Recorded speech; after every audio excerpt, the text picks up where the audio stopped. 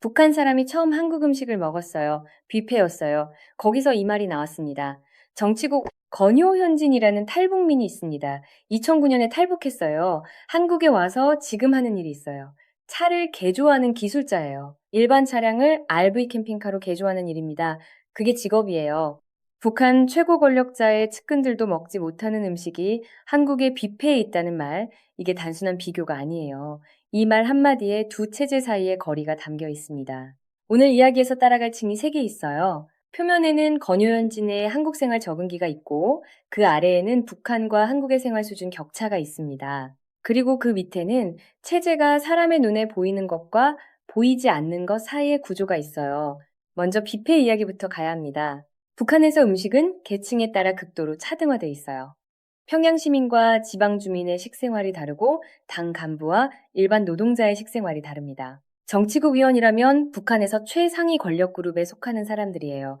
그들이 먹는 음식은 일반 북한 주민들이 평생 먹어보지 못할 수 있는 것들입니다. 그런데 건효현진이 한국의 뷔페에서 그것보다 더 다양하고 더 풍성한 음식을 보게 됐어요. 그리고 나온 말이 정치국 위원도 이거 못 먹어였습니다. 이게 말이 됩니까? 일반 서민들이 가는 한국 뷔페의 음식이 북한 최고위층이 먹는 것보다 낫다는 거예요. 물론 이건 단순 비교가 아닐 수 있어요. 뷔페의 종류와 가격대가 다양하고 북한 최고위층이 먹는 음식도 종류와 수준이 다양할 거예요. 하지만 그 순간 그에게 느껴진 충격이 있었다는 건 분명합니다. 북한에서 권력의 최상위에 있는 사람들이 먹는 것보다 한국에서 평범한 사람들이 먹는 것이 낫다는 감각. 그 감각이 그 말로 나온 거예요. 커피 이야기도 있어요. 처음 커피를 마셔봤다고 했습니다. 북한에서 커피는 극히 제한된 계층에게만 접근 가능한 것이었어요. 외화상점이나 특별한 경로를 통해 구할 수 있는 사치품이었죠. 일반 북한 주민들에게 커피는 실물을 본 적이 없는 경우도 있어요. 한국에서 커피를 처음 마셨을 때 어떤 반응이었는지는 그의 말로 들어야 알겠지만 그 처음의 맛이 어떤 것이었든 그 경험 자체가 특별했을 거예요. 아는 것과 처음 경험하는 것 사이의 거리가 있어요. 커피가 존재한다는 건 알 수 있어요. 하지만 그 향과 맛을 처음 입으로 느끼는 순간은 암과는 다른 차원의 경험이에요. 여기서 한 가지 놓치면 안 되는 부분이 있어요. 건효현진의 직업이 RV 캠핑카 개조 기술자라는 것이요. 이게 단순히 한국에서 뭔가 기술적인 일을 찾았다는 것과 다릅니다. RV 캠핑카 개조는 한국에서도 비교적 새로운 시장이에요. 차박 문화가 유행하면서 관련 수요가 생겼고 그 수요에 맞춰 일반 차량을 캠핑용으로 개조하는 전문 기술자들이 생겼습니다. 건효현진은 그 시장을 찾아냈고 그 기술을 익혔어요. 북한에서는 이런 선택 자체가 불가능해요. 직업을 선택한다는 개념이 없어요. 국가가 배치합니다. 어디서 일할지 무슨 일을 할지 그게 국가의 결정이에요. 개인이 이 시장이 뜨는 것 같은데 내가 해볼까라고 생각하고 선택하는 구조가 없습니다. 건효현진이 RV 개조 기술자가 된 건 단순히 직업을 얻은 게 아니에요. 처음으로 직업을 선택했다는 경험이에요. 내가 원하는 방향으로, 내가 관심 있는 분야로 내가 가겠다고 결정한 거예요. 그 선택이 얼마나 낯선 경험이었을지, 그리고 그 낯설음이 얼마나 빠르게 당연한 것으로 바뀌었을지를 생각해 봅니다. 한국 사람들이 대단하다고 했어요. 그 말이 구체적으로 어떤 맥락에서 나왔는지는 그의 이야기를 더 들어야 알겠지만 어떤 맥락이었을지 어느 정도 추측은 됩니다. 한국 사람들이 일하는 방식, 기술을 익히는 방식 또는 시장을 만들어가는 방식에서 감탄했을 거예요. 북한에서 기술은 국가가 필요하다고 판단한 분야에 집중됩니다. 개인이 시장의 필요를 보고 스스로 기술을 익히는 방식이 아니에요. 건효현진이 한국 사람들이 대단하다고 느낀 것 중 하나가 그 자유롭게 움직이는 방식이었을 수 있어요. RV 캠핑카 개조라는 직업이 어떻게 가능했는지 더 들어가 봐요.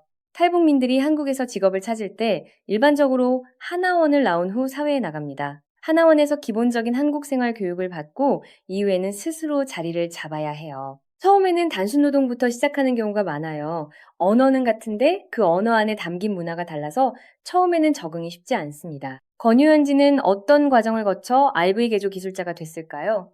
그 세부적인 경위는 알기 어렵지만 어떤 단계를 밟았을지는 대략 그려볼 수 있어요. 차에 관심이 생겼거나 차박 문화를 접하면서 가능성을 봤거나 누군가의 소개로 이 분야에 들어왔을 거예요. 그리고 기술을 배우는 과정이 있었을 거고 실제 작업을 하면서 숙련도가 쌓였을 겁니다. 그 과정에서 경험한 게 무엇이었든 지금 그가 그 일을 직업으로 삼고 있다는 사실이 중요해요. 한국의 차박 문화가 탈북민의 새로운 직업 영역이 됐다는 것. 이게 어떤 의미인지 생각해봐요. 차박이라는 문화는 한국에서 특히 2010년대 후반부터 크게 유행했습니다. 캠핑에 대한 관심이 높아지면서 텐트 캠핑보다 더 편안한 차박을 선호하는 사람들이 늘었어요. 그 수요에 맞춰 차를 개조하는 시장이 생겼어요. 이 시장은 정부가 만든 게 아니에요. 수요와 공급이 만나면서 자연스럽게 형성된 시장이에요. 개인들이 필요로 하는 것을 인식하고 그것을 공급할 수 있는 사람들이 뛰어든 거예요. 권유현진이 그 시장의 공급자가 됐습니다. 북한에서는 상상도 할 수 없는 방식으로 시장이 어떻게 작동하는지를 몸으로 익히고 있는 거예요. 이게 우리에게 익숙한 자본주의 시장 원리지만 북한에서 나고 자란 사람에게는 완전히 다른 세계의 이야기예요. 수요를 보고 공급을 준비하고 가격을 협상하고 고객을 만족시키는 것. 이 모든 과정이 자신의 판단과 선택에 달려 있어요. 그 책임이 처음에는 무거웠을 수도 있습니다. 북한에서는 잘못되면 체제를 탓하면 됐어요. 아니, 체제를 탓하는 것도 위험하지만 적어도 개인이 완전히 책임지는 구조가 아니었습니다. 한국에서는 달라요. 내 사업이 잘 되면 내 덕이고 안 되면 내 탓이에요. 그 구조 안에서 권유현진이 자리를 잡아가고 있습니다. 처음에 뷔페에서 충격을 받은 사람이 이제 자신의 기술로 고객을 만족시키는 일을 하고 있어요. 그 거리가 얼마나 먼 거리인지를 생각해보면 그 적응의 과정이 얼마나 대단한 것인지를 느낄 수 있어요. 이 이야기를 더 많이 알리고 싶다면 구독과 좋아요를 눌러주세요. 이 채널에서 계속 이어가겠습니다. 권유현진이 2009년에 탈북했다는 사실을 다시 보면 그때로부터 지금까지 상당한 시간이 흘렀어요. 2009년이면 벌써 15년 이상 전입니다. 그 시간 동안 한국에서 생활하면서 무엇이 가장 많이 변했을까요? 아마도 당연함이 달라졌을 거예요. 처음 한국에 왔을 때는 모든 것이 낯설었을 거예요. 슈퍼마켓의 진열대, 신호등의 규칙, 카드 결제 방식, 냉장고 안에 항상 음식이 있는 것. 이 모든 것이 충격이고 신기함이었을 거예요. 15년이 지난 지금, 이것들이 당연해졌을 거예요.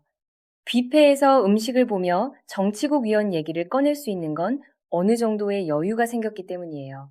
처음에는 그 풍성함에 압도돼서 말이 안 나왔을 거예요. 지금은 비교가 가능한 거리가 생긴 거예요. 그 거리 자체가 적응의 증거입니다. 하지만 당연해졌다고 해서 그 이전의 기억이 사라진 건 아니에요. 권유현진이 아직도 정치국 위원 이야기를 꺼낼 수 있는 건 그 비교의 기준이 사라지지 않았기 때문이에요. 북한에서의 경험이 그 안에 남아 있어요. 이 이중적인 상태에 지금의 한국 생활과 여전히 남아있는 북한의 기억이 공존하는 상태가 탈북민들의 특별한 자리를 만들어요. 그들은 두 개의 세계를 동시에 알고 있어요. 우리는 한국이 어떤 곳인지 안다고 생각하지만 그 안을 다른 기준으로 본 사람과의 비교는 할 수 없어요. 탈북민들은 그 비교를 가능하게 해줍니다. 권유현진이 한국 사람들 대단합니다라고 했을 때 그 안에는 한국 사람들 스스로는 보지 못하는 시선이 있어요. 익숙한 것을 당연하게 여기는 사람들이 보지 못하는 것을 처음 접하는 사람의 눈이 보게 되는 거예요. 그 시선이 우리에게 귀중한 이유가 여기 있습니다.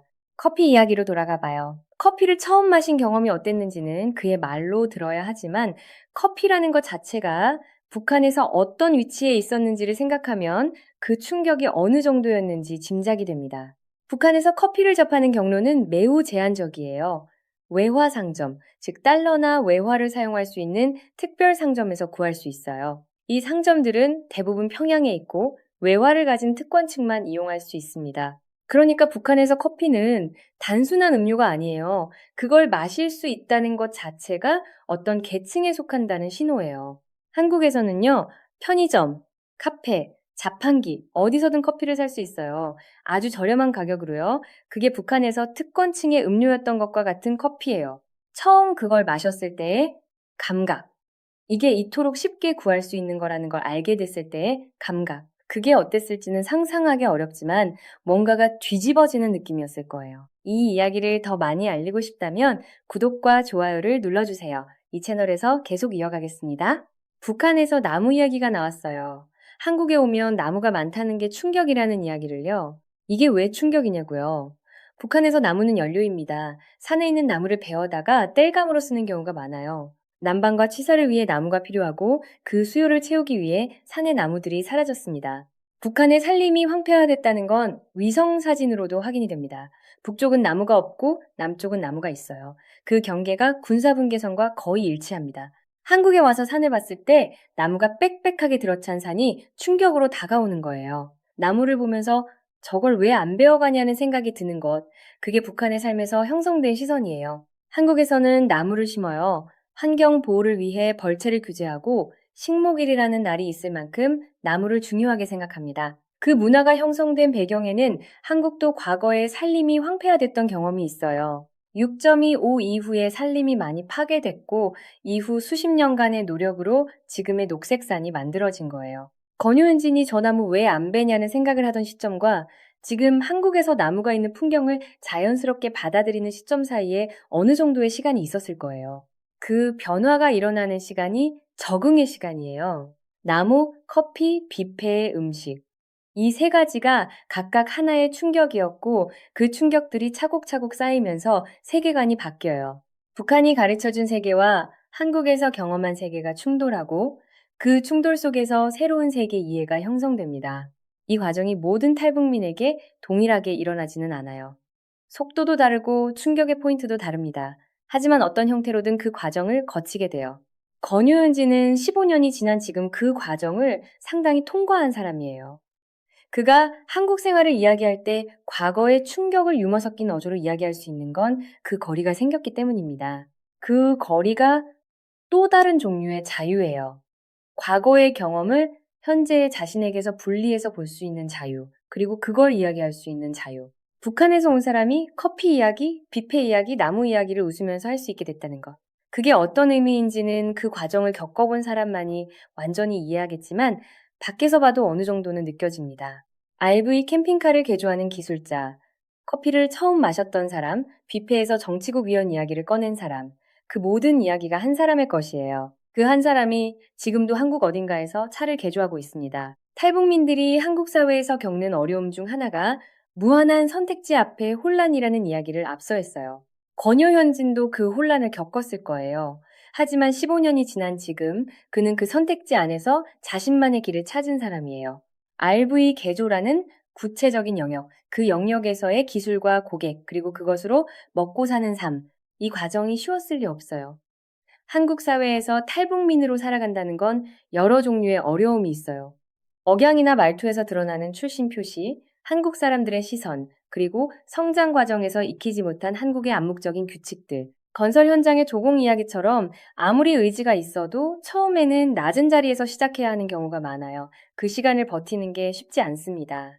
건효현진이 RV 개조 기술자가 되기까지의 과정에도 그런 시간이 있었을 거예요. 처음에 어떤 일을 했는지 어떤 시행착오가 있었는지는 모르지만 지금의 자리에 오기까지 그냥 온 게 아닐 거예요. 그 과정이 그의 이야기의 일부입니다. 보이지 않는 부분이에요. 우리가 탈북민들의 이야기를 접할 때 종종 극적인 탈출 과정이나 충격적인 적응 사례에 집중하게 됩니다. 하지만 그 이후의 평범한 일상, 매일 출근하고 일하고 고객을 만나고 퇴근하는 시간들이 더 긴 이야기예요. 권효연진의 이야기는 그 평범한 일상의 이야기이기도 합니다. 처음에 충격이 지나고 나무를 자연스럽게 보게 되고 커피를 매일 마시게 되고 차박이라는 한국 문화를 자신의 직업으로 연결하게 된 것. 그 평범함이 쌓인 시간이 15년이에요. 이 이야기를 더 많이 알리고 싶다면 구독과 좋아요를 눌러주세요. 이 채널에서 계속 이어가겠습니다. 북한과 한국의 생활 수준 격차를 수치로 표현하면 그것만으로도 놀라운 숫자들이 나와요. 1인당 GDP를 비교하면 한국이 북한의 약 25배에서 30배 수준이에요. 이 격차는 1970년대부터 벌어지기 시작했어요. 1970년대 초까지만 해도 북한의 경제 규모가 한국보다 컸다는 추정이 있어요. 그런데 지금은 이 정도의 차이가 됐습니다. 그 차이가 어떻게 생겼는지 두 나라가 서로 다른 체제 선택을 한 결과라는 건 분명해요. 한국은 자유시장 경제를 기반으로 산업화를 이루었고 북한은 계획경제와 폐쇄체제를 유지했습니다. 권효은진이 뷔페에서 정치국 위원도 못 먹는다고 했을 때 그 말은 그 70년의 차이를 가리키는 말이었어요. 그런데 이 격차를 수치로 보는 것과 권효은진처럼 두 세계 모두를 경험한 사람의 입에서 나오는 말로 듣는 것은 다릅니다. 수치는 이성에 닿아요. 권효현진의 말은 감각에 닿아요. 그 감각적인 격차가 얼마나 컸는지를 그의 이야기가 전해줍니다. 이제 그는 그 격차의 한쪽 편에 속해 있어요. 한국 사회의 일원으로 자신의 기술로 자신의 선택으로 살아가고 있습니다. 정치국 위원도 못 먹는 음식을 일상적으로 먹을 수 있는 편에서요. 그게 우리에게는 당연한 일상이지만 그에게는 그게 아니었던 시절이 있었어요. 그 두 시절을 한 몸으로 살아온 사람이 있다는 게 이 이야기의 핵심입니다. 한국 생활이 15년이 넘었어도 그는 여전히 그 비교의 언어를 갖고 있어요. 정치국 위원도 이거 못 먹어 라는 말은 15년이 지난 지금도 나오는 말이에요. 그 말이 사라지지 않는 한, 그 기억도 사라지지 않는 거예요. 그리고 그 기억이 사라지지 않는 한, 이 이야기는 계속 들려야 합니다. 마지막으로 이 이야기가 한국 사회에 갖는 의미를 하나만 더 이야기하겠습니다. 탈북민들이 한국 사회에서 잘 적응하고 자신의 기술로 자리를 잡고 한국 사람들과 함께 살아가는 사례가 늘어나고 있어요. 그게 단순히 탈북민 지원 성공 사례가 아니에요. 그것은 한국 사회의 포용력이기도 하고 동시에 통일이 이루어졌을 때 어떤 방식으로 적응이 가능한지의 실험이기도 해요. 건효현진 같은 사람들이 지금 이미 그 실험을 하고 있는 거예요. RV 개조기술자로 살아가는 탈북민, 한국 사람들과 일하면서 대단하다는 말을 할 수 있게 된 사람. 그 사람의 이야기가 어떤 의미를 갖는지 지금은 잘 모를 수 있어요. 하지만 나중에 돌아보면 이런 사람들의 이야기가 중요한 기록이 됐을 거예요. 지금 이 영상을 보는 분들도 그 기록의 일부가 되고 있습니다. 이 이야기를 듣고 기억하는 것, 그것으로 이미 무언가에 참여하고 있는 거예요. 건효현진이 커피 한 잔에 충격을 받던 사람에서 한국의 차박 문화를 직업으로 삼는 사람이 되기까지의 이야기가 우리에게 말해주는 것들이 있습니다. 당연함의 반대편이 어디에 있는지를요. 이 이야기를 더 많이 알리고 싶다면 구독과 좋아요를 눌러주세요. 이 채널에서 계속 이어가겠습니다.